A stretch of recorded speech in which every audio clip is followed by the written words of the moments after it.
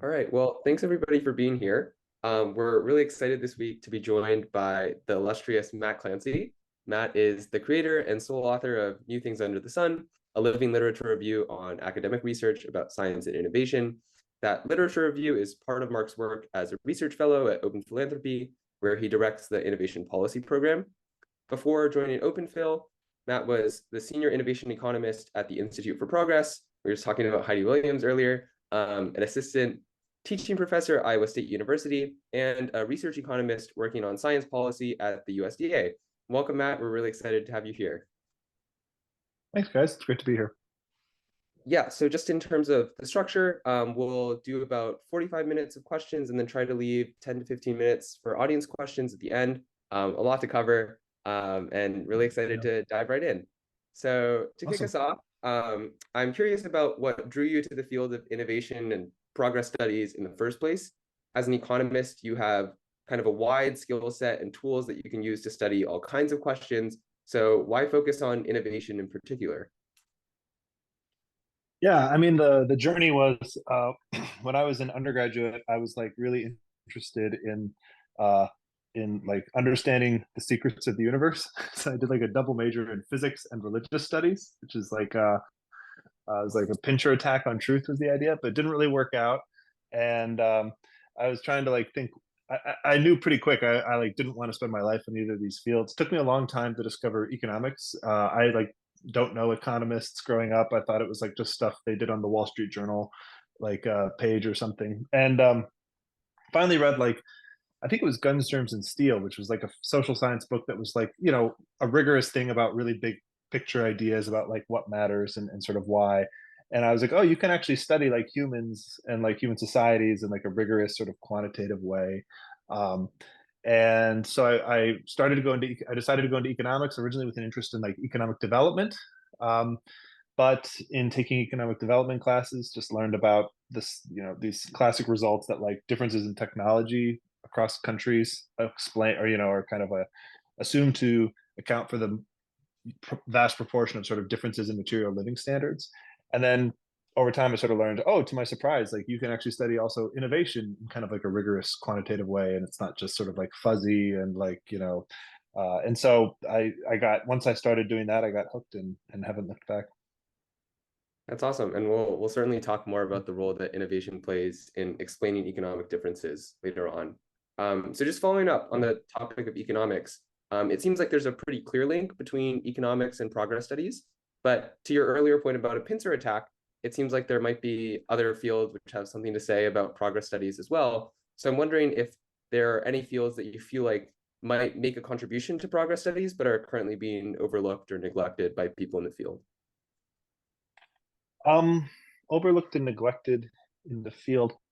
I mean, I think that there's like a lot of people looking at this now from a lot of different angles. So it's a bit harder for me to think of like areas that are being really neglected. I mean, there are like certain topics within fields that maybe don't receive as much. I think one potential area is like this is like kind of my economist bias, but there's sort of a way of doing economic history that isn't quite as common as it used to be. So a lot of people in progress studies are big fans of like Joel Moykier's work, and he kind of exemplifies a certain style that I've talked to people who think that this is kind of out of fashion for like new younger people. It's harder to do. Like a style of economic history where you like really get in the weeds and understand how the technology works and the players, and it's not all about like developing an impressive new data set and doing kind of quantitative stuff on it. um, and so maybe that's one area. Like my friend or a friend Adam Ozimek, who works at the uh, economic innovation group, which is a think tank, is always wanting there to be like a Joel Moykier of Silicon Valley, like to cover the rise of that era. There's been a lot of books that have tried to track that, but he wants like a certain kind of like economist like level of like gathering data and doing stuff to sort of go with like the narrative history and the understanding of the underlying technology of chips and software and stuff. Yeah, that's really interesting because I feel like my understanding of Silicon Valley history is shaped by the biographies, right? The Elon Musk biography Mm-hmm. recently, Jobs. So I feel like in addition to the narrative history, it's important to get the bigger picture on what drove the growth specifically in Silicon Valley, for instance. Yeah. Um, Yeah. yeah. So before we And you go can any further, imagine, like, we had that for the Industrial Revolution for a time too. Like, there were these famous biographies of famous people in that era, and then, I think Moichert has still added something important to our understanding of that. definitely. Yeah, so before we go any further, I'm also curious, just kind of as an orienting question. Progress means many things to many people. What does progress mean to you personally? Yeah, so it's kind of a big fuzzy question, as you say, and the way I kind of think about it is, um, there's lots of different things that make people's lives sort of go better, um, and in some sense, like, material prosperity is an important part, but actually, like, once you reach a certain level of material prosperity, um, there's a lot of other stuff that kind of looms larger. Like, it's kind of a classic Maslow's hierarchy thing, like, kind of how people are. And I think that the two are linked. Like, material prosperity increases your other stuff, but um, the link is maybe not as strong as we would like. But I think honestly, the big challenge is, like, I feel like we know how to do this part, so, like, like economic growth, innovation, stuff like that, and I think it does make our lives better. Sometimes in ways that are easy to overlook, but I think it does make our lives a lot better. Um, I was a religious studies undergraduate. I've thought a lot about sort of the other things in people's lives that are important for giving them meaning and value. But I've also, like, studied thousands of years of people trying to come up with systems of thought and systems of, like, practice to, like, make people's lives better, and it's a very hard nut to crack. So, like, that's kind of why I focus on the material prosperity side of it, because I think, you know the evidence of the last couple hundred years is something that, like, we've really got something going here that's different. Yeah, it seems like you said, that there are two problems, one of which is a lot more nebulous and difficult to solve. So the Hmm. first question of material prosperity comes front and center. Yeah. Maybe in that vein, I'll dive into some questions about New Things Under the Sun, which is this big and exciting literature review that you've been putting together for some time now, and is now part of your work at Open Philanthropy. So I guess on the question of what progress means, you've been writing a lot this week specifically about patents, and the kind of the question of measuring how progress happens, whether patents are a good metric. Specifically, you, I guess, point to some ways in which patents and then other metrics of innovation diverge. So I wonder if you could speak a little to what you think the promise or the limitations of patents as a metric for progress are, and what alternative metrics of progress we might turn to if it turns out that patents aren't all that great. Yeah, I mean, this is to do, like, rigorous sort of, like, quantitative analysis, which is important to identify things that accumulate and sort of build up over time, but are maybe not, like, obvious. Like, there are certain things that you can do, and maybe it's just night and day. You can just recognize, if we do things this way, we get a lot. It's like we're moving forward a lot faster. But there are other things you can do that are maybe more subtle, and, like, maybe they improve your productivity 5% a year. And that, if you're not measuring things, like, you wouldn't be able to necessarily see 5% in noisy data, and so you might abandon those things. And so having, like, a numerical way to sort of evaluate and, like, study things is valuable, but measuring innovation is really challenging. And so a lot of people use patents because, um, frankly, because, like, they're there and it's relatively easy. And there's, like, a good story for why you would expect them to be a good measure of innovation. Like, a patent describes an invention. Um, there's a return to getting one, and so they create an incentive to report your inventions. Um, your applications are vetted by patent examiners who are, like, experts in the field, and so they can kind of try to be a quality filter. um, but the truth is that, like, people have always been, like, I think a lot of people have often been, like, skeptical of using patents as a way to measure innovation, because a lot of people have personal experiences in companies or organizations where they just is a big divergence between when they got a patent and what they considered valuable inventive work. And so I've been meaning for years to, like, really dive into this, because so much of the social science research is based on patents, and I have a sense that they're flawed but useful, basically, and dove into that. And I think I sort of ended up in a similar place. Like, in New Things Under the Sun, I always, where available, try to sort of, like, explore the same question with multiple types of data.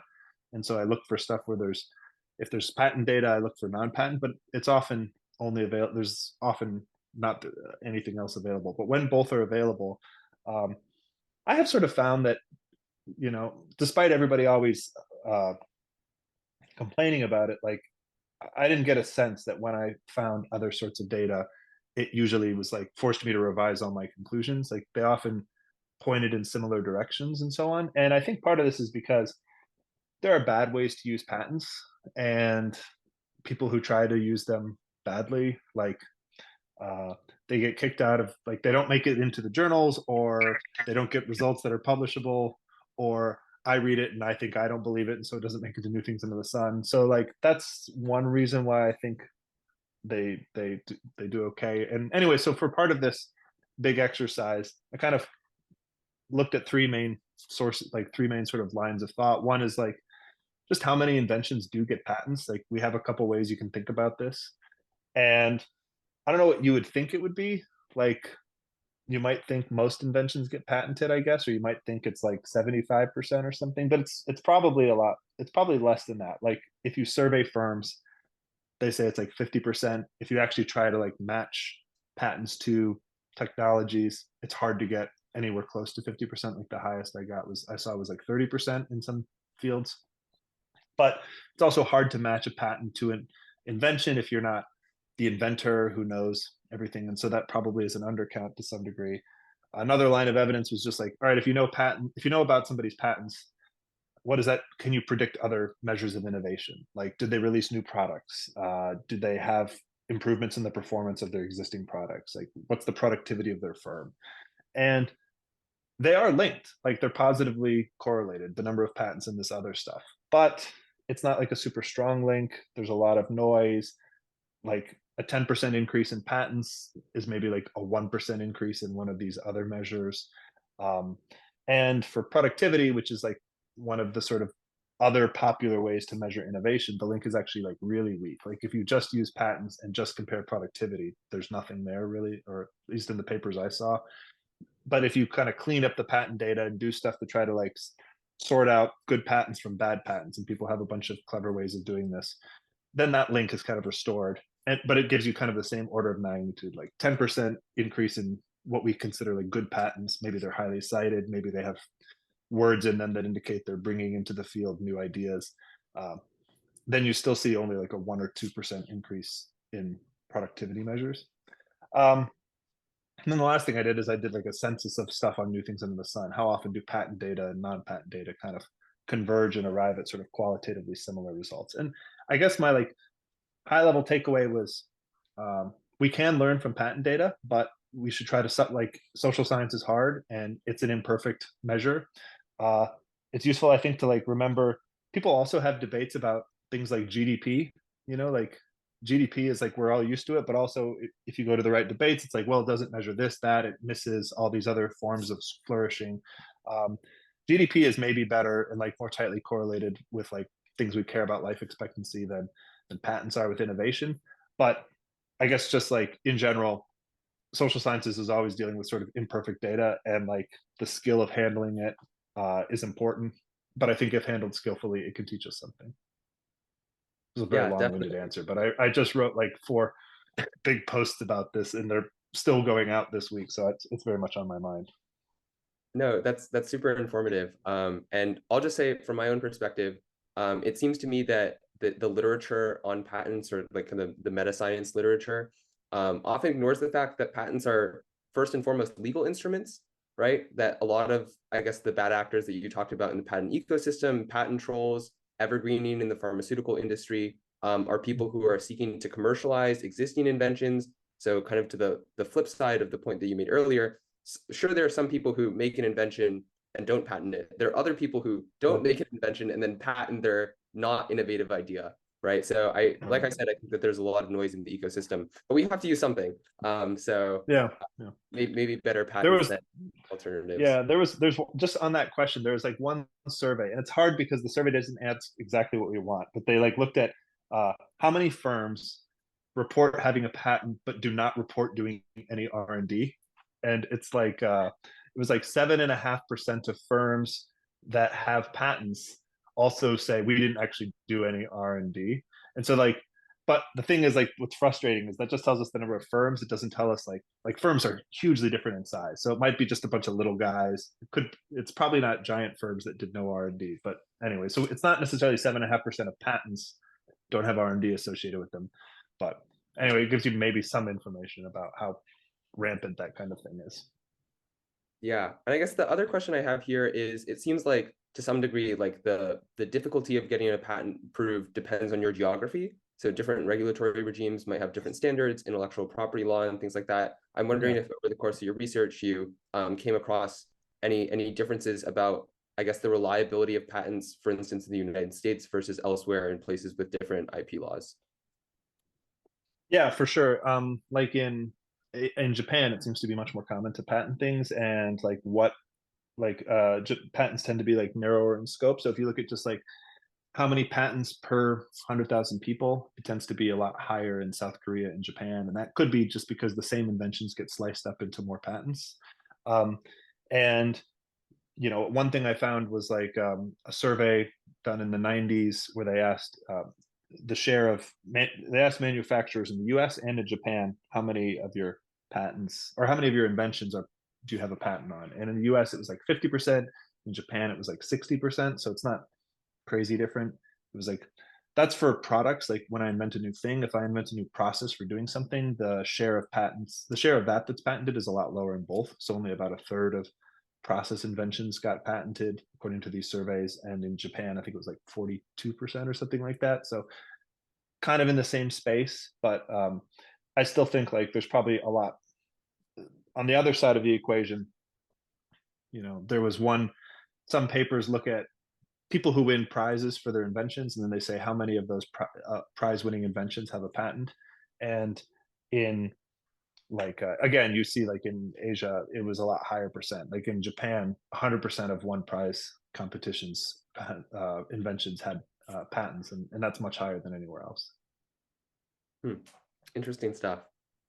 Switching gears a little, you've written quite a bit in New Things Under the Sun and also in other popular media about the potential of remote work to support innovation. A question that's, we're on Zoom right now. It's on a lot of people's minds. Yeah. And as part of that work, you've pointed to the advantages of cities when it comes to things like being a repository of knowledge, like being a place where teams can form. But you also point to the fact that those advantages are often fading, that new technology is, I guess, cannibalizing some of that advantage, and pointing, for instance, to things like academia, where co-authors on papers are often located on different sides of the continent or different continents altogether. So a couple of questions here.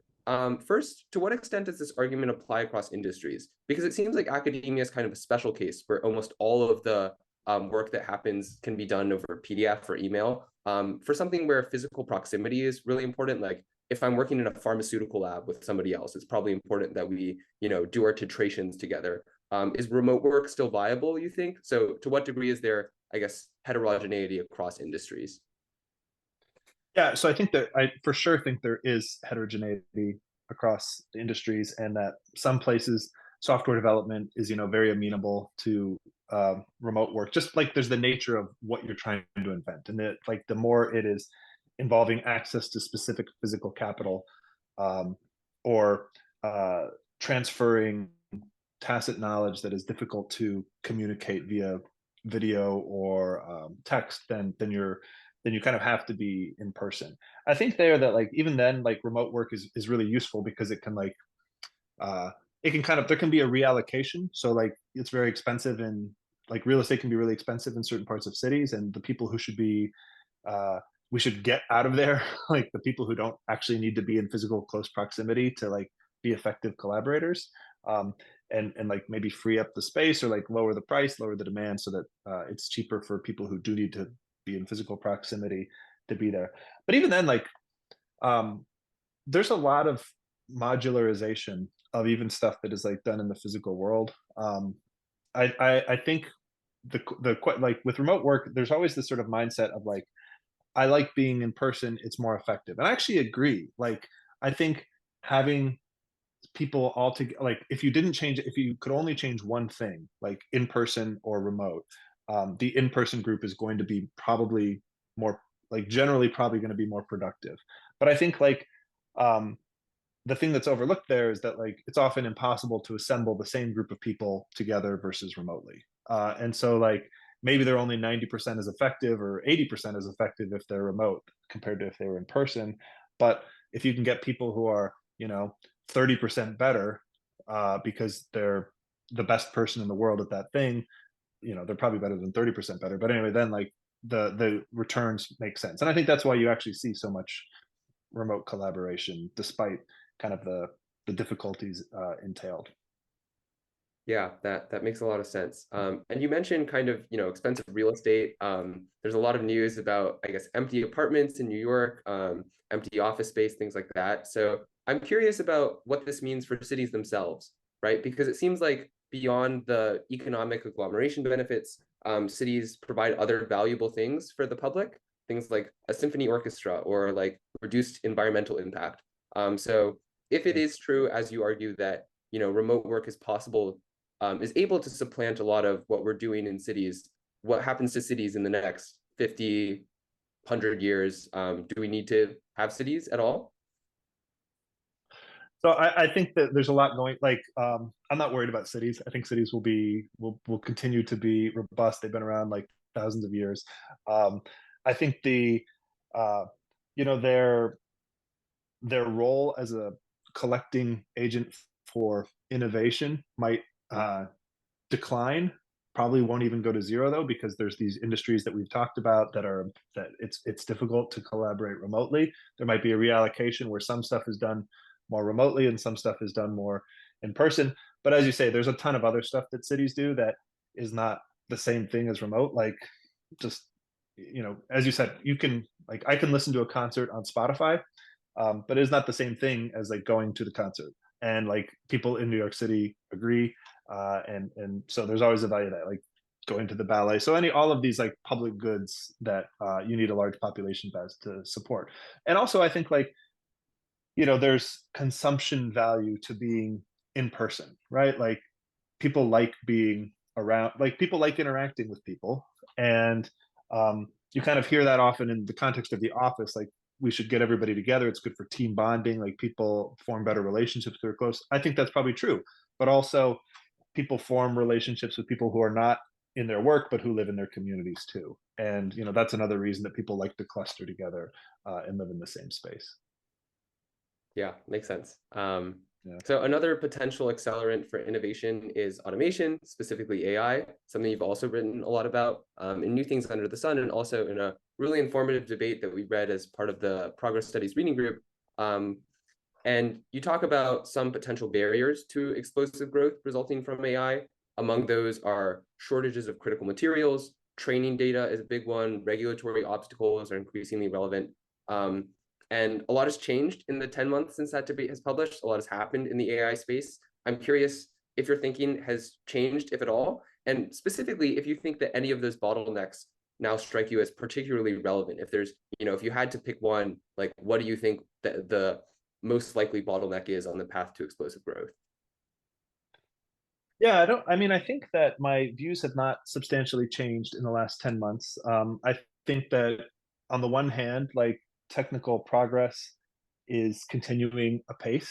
And so like, that I don't think it ground to a halt. And I didn't really expect that would happen. My arguments weren't really ever based around like trying to forecast that we're going to run out of gas on scaling laws or something. But I think it's like informative that um, how long have we like Michael Nielsen was asking this on Twitter just like a couple days ago, like do we have any evidence about what happened to employment in like the visual design fields now that we're like a year and a half into stable diffusion and like these generative art things coming out, and the consensus seemed to be like there just hadn't been like there was no real evidence one way or the other. um, Other people have looked at and but it brought up a bunch of other people discussing kind of related things about like I think it's been we've had these things for like a year now, and they're not getting rapidly integrated into like production in a way that is different from like the diffusion of past technologies. And I think that's like you still talk to people who like you still see tweets about like I talked to my parents about ChatGPT, and they're like, "What GPT?" I don't. And so like like we're in a place where we follow all the technical developments, but like the diffusion throughout the wider economy so far hasn't, I think, been particularly abnormal for any new technology. Um, and so I sort of think that there's still these sort of human frictions integrating these things into society. Hmm. Yeah. I guess continuing on that topic and thinking about explosive growth, I know that you're skeptical about the chances that explosive growth happens at all, but I think it's worth thinking through what that world would look like if it came to be. So conditional on, say, explosive growth from AI happening, what do you think are the distributional effects of that growth? So like there are ways in which that growth could be concentrated at the top, concentrated geographically among specific nations that have very powerful AI versus others that don't. So I guess kind of generally, do you think that the average person would receive welfare gains in a world where AI starts producing, 20% annual growth in GDP? I think it's like really hard to say. I'm planning to write in the next. I mean, it's on the queue. Like, there's a great new paper by Anton Korenek that really is just about exactly this question about like if we have um, AI that is capable of doing all tasks, and it has this framework like that we talked about in my debate with Tamay, where like there's some set of tasks and we steadily automate more and more of them. And this paper that he's written is really about like how does how does the rate at which we automate things affect wages for people basically, and so it's getting to this distributional thing versus like I guess the people who own capital. And I haven't dug super deep into the paper. I've just like looked at it at a surface level. So like maybe I'll change my views when I read it much more closely and prep for writing up the new things. But like his kind of conclusion is like a lot depends on um, one, the speed at which things get automated. So if things get automated super fast, then you can see like a wage collapse as people become basically like unemployed and so forth. And if it happens slow enough, then like basically you can get a really positive effect where wages keep going up. Um, if we automate all the tasks, that can also lead to like a wage collapse. If there's a rump that is sort of left for humans to do, um, then we can get kind of different outcomes. And like my surface level thing is like this sort of sounds like the story I think, which is that I think like the diffusion of the technology will tend to be slower than people think, which puts me like more on the optimistic side of this thing, and also that like there will be some jobs that we don't defer to AIs ever, and because it takes a long time to get there, like they're small now, but they will grow in the share of things people do as we become like a richer society and can afford to have like more people become live musicians or something like that. Although that's kind of a trivial example, but there's like other stuff like that. I wouldn't mind some And I more. should also say, yeah, I should also say like I'm like the skeptic in that debate, but also I feel like for some people I'm like, Dietz Vollrath like wrote a thing about that debate where he was like, Matt is like insane for thinking like there's a 10 to 20% chance that this is going to happen. Like he's like, there is no chance that this is going to happen. And like in some of these other super forecaster debates, they're also on the like, I think there's like a less than 1% chance that we will have explosive economic growth. Um, and I was like in that debate, oh, I think it's like 10 to 20% chance, but tonight is just higher than that. So anyway, like I'm kind of in some sense like depending on who I'm talking to, I'm either like the skeptic or like explosive growth curious, I guess. Yeah. Lucas, explosive growth would be like I usually think of it as like 20% annual GDP growth for a sustained period of at least 10 years or something like that, or the equivalent of that in an even shorter period of time. So like it could be faster, but in one, it could be like much faster, but all compressed into 1 year or something, which would be very explosive. Yeah, I think it's useful to have people staking out middle ground, right? I guess it exposes you to criticism from both sides, but maybe that helps you strengthen your position, or if not strengthen, at least consider whether those critiques are valid. I think it's maybe a good Yeah. time to shift gears and talk about your recent paper, which I also found really fascinating, the returns to science in the presence of technological risks, where you outline kind of a very ambitious model for what science is worth to society, how the average person gains from science. Um, So for starters, I'm just curious. There are some questions on the forum. For instance, Lisa Vaintrop asked why you focus specifically on biotech, given that there are, as we discussed, potentially lots of risks from AI floating around. This is kind of like a narrowly scoped report in that it points specifically to benefits and risks from biotech. Yeah, so there's two reasons for that. It's like the boring reason is basically like this was sort of a I guess they're kind of related, but like this whole report came out of like an investigation we were doing at Open Philanthropy about what should the direction of the innovation policy program look like, and it was like our biosecurity group that was like I think raising a lot of concern about this. But one reason that they were the ones raising the concerns and not other groups necessarily is because the rate of advance of AI is currently driven by what's happening in these large labs. And the innovation policy program is basically not going to be focusing on policies that touch them. It's we actually like Open Phil has an AI group, um, and what I would be looking at is stuff that's going to affect like academic science or more sort of conventional innovation policy programs, not targeting the labs. But if you focus, for example, on academia and basic science, what happens there? They are like the engine of like a lot of biomedical advance, and so what they discover really could matter a lot for the biosecurity scenario. But we basically thought over at least the current time frame, it's not like if we discover better ways to do peer review, it's not necessarily going to have an effect on the rate of AI progress. I think it's debatable whether that's true over longer times. Like if scaling laws don't work at some point and we have to find a new paradigm to push things forward, that paradigm might end up coming out of academic science because they can be very exploratory and have long time horizons and follow curiosity. Um, but that was not something that I looked at very close in the report. Yeah, that makes sense. I guess at an organization as big as Open Phil, it seems like specialization is useful. Another question from the forum, Quarantine Bateau asked, did you try looking at animal welfare when calculating the overall utility of science? And he, I guess, argues for this position by pointing to innovations like genetic selection, where science, it seems, could have had a pretty big impact on the welfare of animals. So I'm curious how that plays into your thinking, if at all.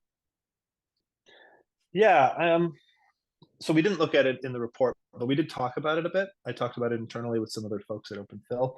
Um, and I might be misremembering, so I wouldn't quote this, but like I think the position is like we think it's sort of ambiguous and hard to tell whether faster technological progress is good or bad for animal welfare.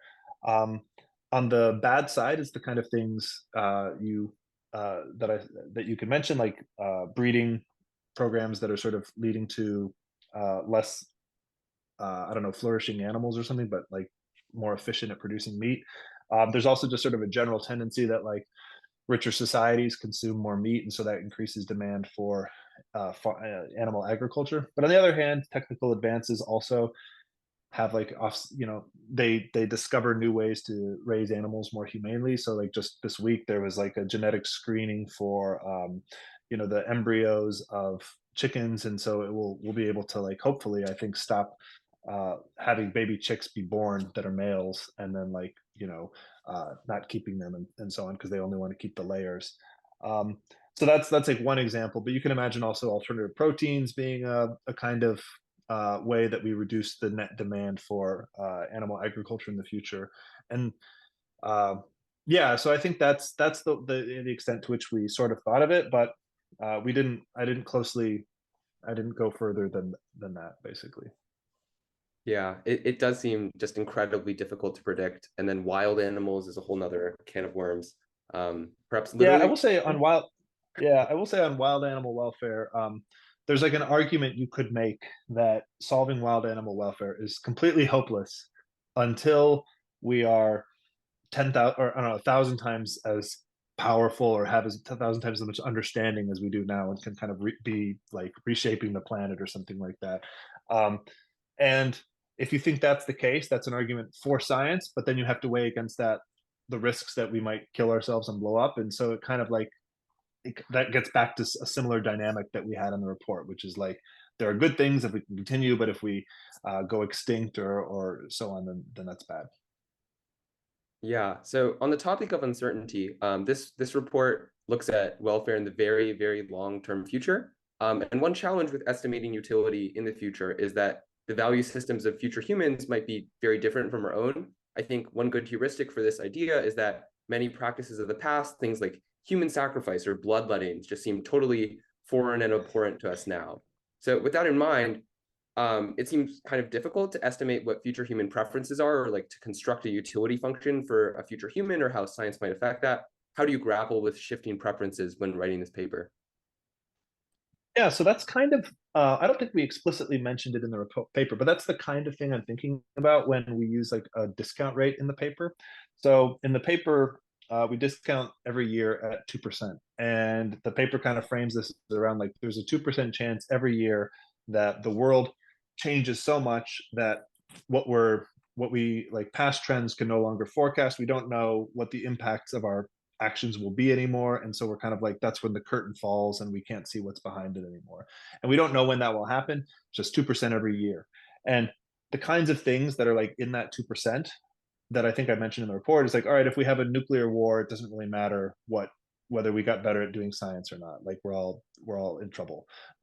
If there's runaway climate change, those are like bad things. But there's also like less bad things. Like on the other extreme, like we could have like AI comes in, it just like takes over science and it does it way better than us, and it's all aligned, and we just like we have explosive growth and everything's great. But it also, in that case, it doesn't really matter that we figured out some stuff because the AI just took over at some point. Um, but I think that 2% can also be understood to be things like uh, what if we start to change, like our values change such that we're like less confident that we want to use that utility function. There's like a 2% chance that this utility function is not applicable anymore, and it becomes more likely as you go over each year. Another way I think about it is like science could change such that an intervention that was good becomes bad. Like maybe we think now that like if we could encourage more systematic replication of scientific findings, that would be a benefit to science. But maybe science evolves in the future, and like um, this replication industry becomes like a like entrenched, and they sort of control a lot of the funding, and like we actually don't need them anymore because AI is doing replications, but they're and it turned into a net bad that they're around. But like we don't know what will happen, but this is just sort of a way of building in like you know less and less certainty, and we put less and less weight on what happens in the future for all those kinds of reasons. Yeah. And I guess better science is a good segue into my next question. So you have a section of the paper specifically talking about different kinds of science, or ways in which science might be both beneficial as well as harmful. And it seems to me that there's maybe two things that you're describing with better science.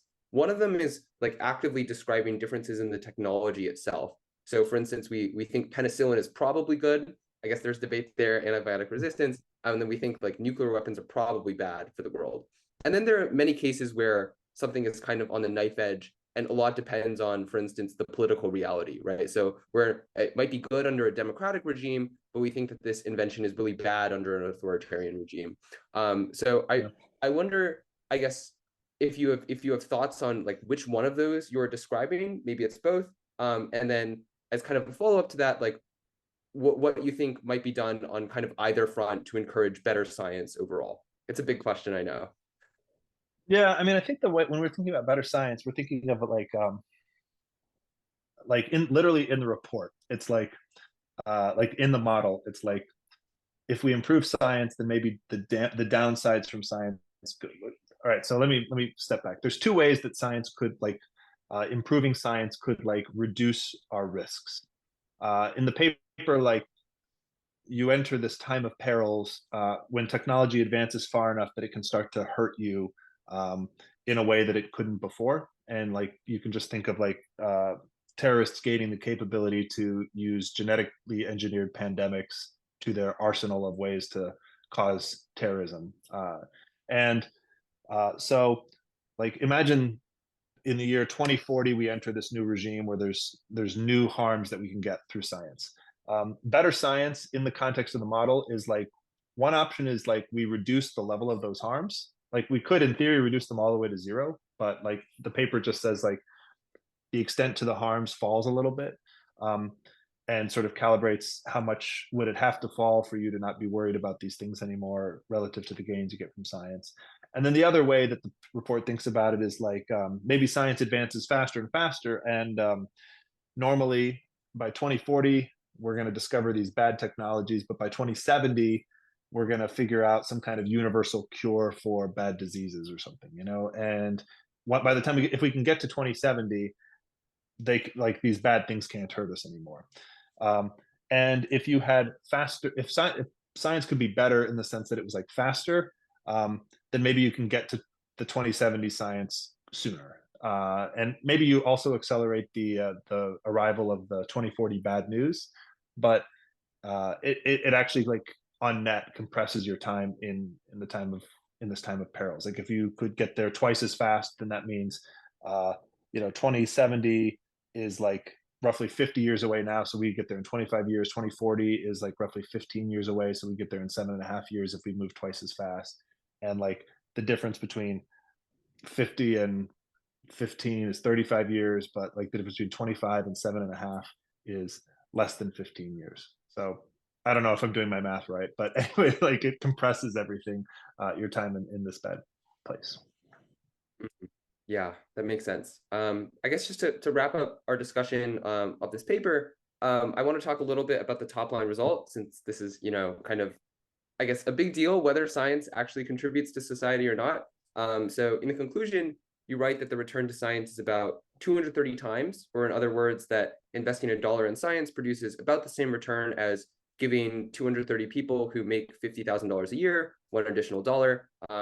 You since said that you might be revising this estimate a little, but it still seems like a lot in absolute terms, right? You're doing a lot with science compared to just dropping money from a helicopter. But Yeah. comparatively, it seems like that investing in science doesn't do as much as investing in other kinds of interventions. So, for instance, for Open Phil, the bar for funding global health and well-being interventions is about 1,100 times, so about 5 times greater than the return to science. With that comparison in mind, and I know that there's still a lot of uncertainty with this Yeah. figures, how do you justify spending on science when it seems like there are a lot more cost-effective ways to improve human welfare? Yeah, no, it's a great question. So um, the current my current favorite number on this is like 70x. So your question is even like more stark. Like why would we justify spending on science in that case? And like the reason is like twofold. Like we do have a science program that funds science, but that model is about like average science. So like that would be like if we just handed the money over to the National Institute for Health, or not even the National Institute for Health, but just like the government, and said distribute this to each agency proportionally to what it normally gets. Okay. And then that's what the benefits would be. But our science team doesn't do that. Our science team picks its own science projects, and um, thinks that it's basically picking like the outliers, the high end stuff. And they're experienced scientists. They're focusing on diseases that are neglected by like the traditional scientific system, so they can do things like uh, what's the disease burden of malaria, or this other disease. What do we think the probability is that this approach will yield, like that this research project will yield an approach that lets us cure that. They don't have to do like a generalized benefits of science thing. They can look at like the object level stuff about this project and calculate what do we think the DALYs will be, the probability of success based on our past experience, and like does it clear our bar or not. So that's how we think about science at Open Phil. And I don't run the meta science program, which or like the innovation policy program, is focused on meta science rather than science. And so the way we think about it is not that like we're going to spend $1 in the innovation program and generate $70 worth of benefits. It's that we're going to spend money to try and discover improvements in science that then are leveraged on the rest of the scientific ecosystem. So like to take one example, like imagine if you spent $1 billion a year and you could improve science by 10%, then like you could make it 10% more effective. These are just made up numbers to illustrate the point. um, there's about I can't remember what I said. Like, say there's $300 billion spent per year on science. I think that's in the ballpark, but I'm pulling it out of the air. if you can make that 10% more effective, that's 30 billion extra dollars, like the equivalent of having an extra $30 billion worth of science. And then if you multiply that by 70, you would get 2100 billion or something. And then if you divide that by the billion you spent, now that 1 billion you spent is generating like 2100 times the benefits. And so that's like the flavor of the calculation we do to generate to, that's like how we use that number in like my program is to try to sort of like leverage it and be like, all right, if we think that this would make science X% more efficient, how much more science would happen if it was rolled out, and then how would we value that extra science um, relative to the cost of that? And obviously, there's like a bunch of uncertainty in there, but that's sort of the principle of how it works. Yeah. Do you have like a ballpark estimate for what the return to meta science is? I guess we walked Um, that there. it's tricky. I'm actually like I was working on it this afternoon. I think the return to meta science historically has actually been like very low, much low, like even lower than the returns to regular science. And I think that's basically because um, it it wasn't tied very closely to policy. Like it just we discovered stuff, but it didn't really change how people spent money or organized their research. Um, it did probably indirectly have some effect, but it's not like NIH was like, well, we've done a study and this is the best way to do peer review, so we're going to do it this way or something like that. And so the hope is that by focusing on like that kind of like by trying to work a lot closer with policymakers about like let's learn from this stuff, then like we can make it much more effective in the future. But we think obviously that like it can beat the open fill bar uh, then so like that's why we have the program. Great. I'll ask one last question and then open up to the floor since I'm sure others have thoughts as well. And I'll end on kind of a fun one. I know you have a section of your website where you talk about books and movies. So I wanted to ask about fiction. Mm-hmm. Last summer, there was a lot of discourse around Oppenheimer, sparked a discussion about the role of scientists in public discourse, as well as ways to manage risks from potentially catastrophic technology, the role that personal morals have in that calculus as well. So I'm curious if there's any media, particularly fiction, that really captures well the way you think about progress or that is inspirational for your own work. Yeah, it's really tricky because I think like the story of progress is like happy stories are not often interesting stories. And so like I think it is a challenge to like just like so I did this exercise once where I was like, people on the frontier like myself, does further scientific progress really make us better off? um Maybe it's not so obvious it does. Like maybe everything else, like I have all my real needs met, and like what I need is just like meaning and friendship and stuff that technology is not going to deliver. So I like did this exercise once where I like sat down and was like, all right, how has technology over my life affected my well-being?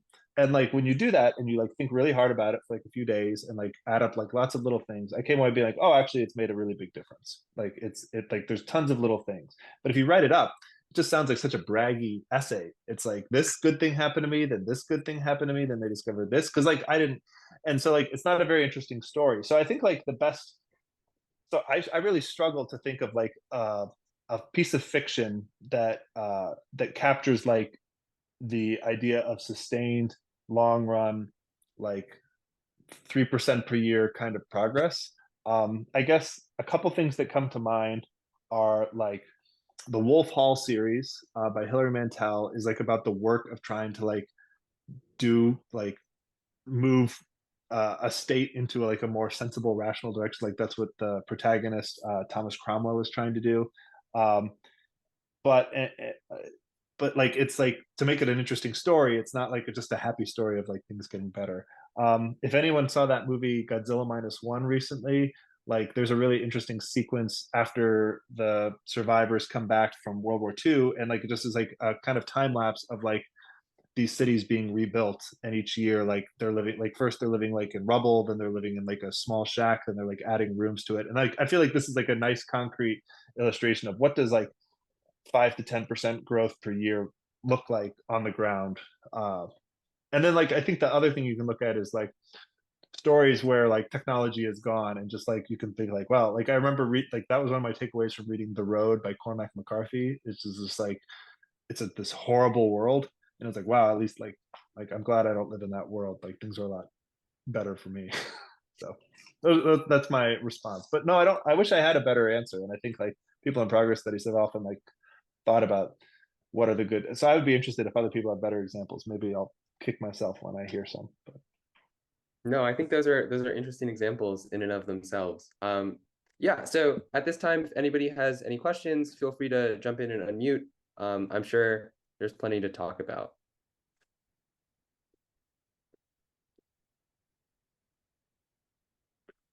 Hey Matt, I have a question.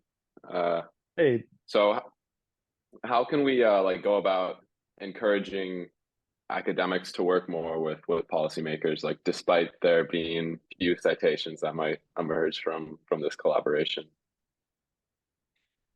yeah. So I wrote a thing with Heidi, and maybe she talked about this last time you guys met, with Heidi and a couple other people about ideas for people interested in like science policy for how they can work with uh, policymakers. And nothing beats like actually being in government, I think. But like there, you can work with think tanks, you can do sabbaticals in service. Um, those are all kind of different options. So we have like a piece in Nature about this. There's this really interesting research paper that I just read a couple days ago, looking at like 500 different. It's actually like slightly more than 500 research projects that were done for development economics, so not progress studies, not science, meta science specifically. But this paper asked like which of these projects had evidence, like had policy impact, like and what were the characteristics of the ones that had impact, and like uh, the big sort of the biggest single thing is like whether they were formed, whether the research project was formed in partnership with policymakers. So even then it's like sort of long odds, but like if the project had policymakers involved in sort of like the design and construction and implementation of the research project, they resulted in some kind of evidence uptake and policy impact about 20% of the time. If they didn't have anyone involved, it was more like 3% of the time that they had an impact. Um, and so that matches my intuitions, but it does take, it's not an easy answer to just go work with policymakers, but it does seem to matter, I think. And I'll just say also on that question, Matt, I thought it was really interesting your post. I think it's How a Field Fixes Itself, where you talk about one of the main reasons why economics adopted RCTs and kind of more evidence-based practices was the actual pressure from policymakers. So I think it can kind of go both ways, where academics help policymakers and policymakers also help academics push the field in a better direction. Yeah, I think in that case we did get lucky that it kind of does seem to have been in a good direction. But yeah, I think like the one sentence summary of that post is like changing a field requires like a kind of critical mass of people who can promote their ideas and sort of grow from a small toehold. And in the history of economics, like the policy world provided a space for that community to grow and develop and become influential. And if they had not been there supporting that work, uh, it would have been hard for that group to sort of get support to sort of stay in the game from basically peers who were not bought into this method or to this new kind of approach. Mm-hmm. Any other questions?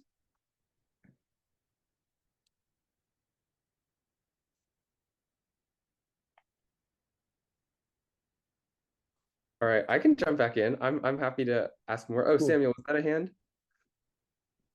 Yes. I just want to say first, thank you for your time. Really, very informative and really appreciate it. And yes, we wanted to ask how, if your background in religious studies uh, shapes the way you see economics, or yeah, if you think there's room for I think it's called normative uh, thought, yeah, in economics, and to what extent? Yes.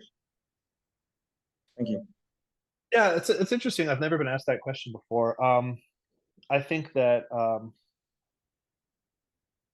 don't know. I think like it maybe like it influences me in the way that I said before, which is like I have a little bit of frustration when people say things like, um, you know, economic growth isn't the thing that matters. What matters is like, these sort of other like meaning based things, or like, basically like propose things about like people should just like be better.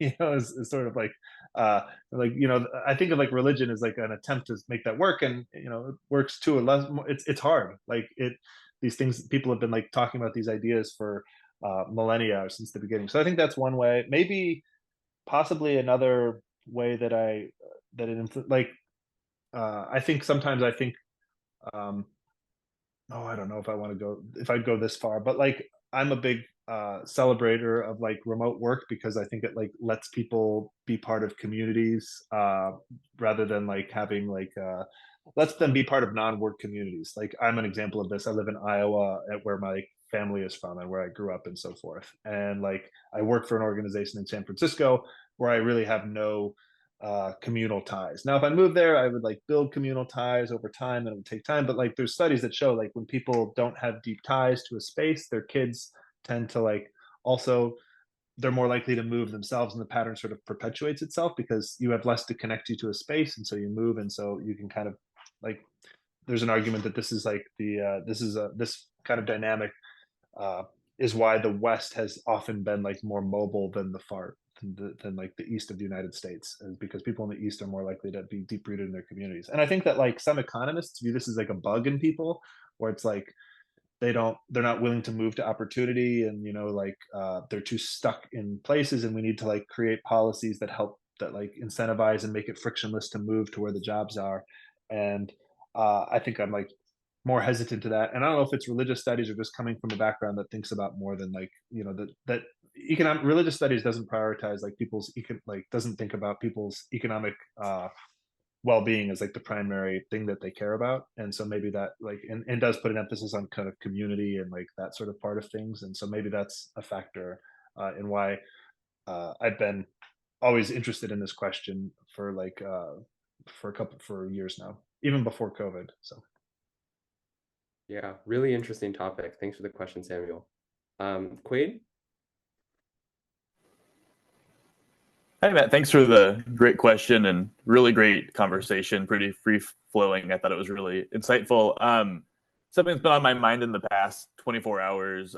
There's been, for lack of a better term, discourse on Twitter over how bad math is for kids. Specifically, I don't know if you caught the story where Gary Tan, who currently runs Y Combinator, has a portfolio company that's trying to have sixth graders, seventh graders be done with algebra pretty early on, algebra 2, algebra 3, so they can have accelerated math. And there's been a certain corners of the internet, there's been a big backlash over why are we teaching math to kids so young? The elites want like really smart people to do all their work, the usual narrative. And you even see this in kind of San Francisco and areas of California where there's been policy pushback on algebra in high schools, kind of dropping the math requirement for high school.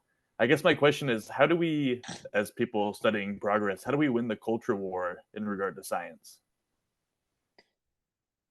I like how you're like, there's these little math things, and then it's how do we win the culture war on science, which I don't have a good answer for. Um, yeah, I mean, I think, I mean, I don't know. I think like it's, I think like just pushing back on like what do, uh, like not buying into sort of like an extremist framing of the issue is maybe helpful. It's just like there's a very sensible like I don't know, math seems good, and like like geez, I don't know how to say, yeah, how to think, what to think about, like how to parse that, or whatever. I mean, like um if you can use it more, if you can use your time more efficiently, I think sometimes maybe it helps to just like say like, if we can be more efficient at learning math, it's not that like um, we spend more time learning math. It's like maybe we have more time later in life, or even depending on how the curricula works, to do other things that children love to do, right? Like, and I don't know, maybe you emphasize that like it used to be that like people didn't learn, like humans are adaptable, and there was a time when most people were not numerate, and we like started teaching our kids math at that point, and like, you know, we agree it was valuable. But no, I don't have particularly, I don't think I have better ideas than that off the top of my head. I'll think of some after we hang up, I'm sure. All right. Well, that brings us right to 6 o'clock Central. So wanted to express really, really sincere thanks to you, Matt. Thanks for taking the time. This was, as Quaid said, super insightful. And we really enjoyed having you here. And thanks for everybody else for taking the time to come and listen. Yeah, Thanks, everybody. a lot, Matt. Thank you. Thank you. Thank you. Take care, everybody. Bye.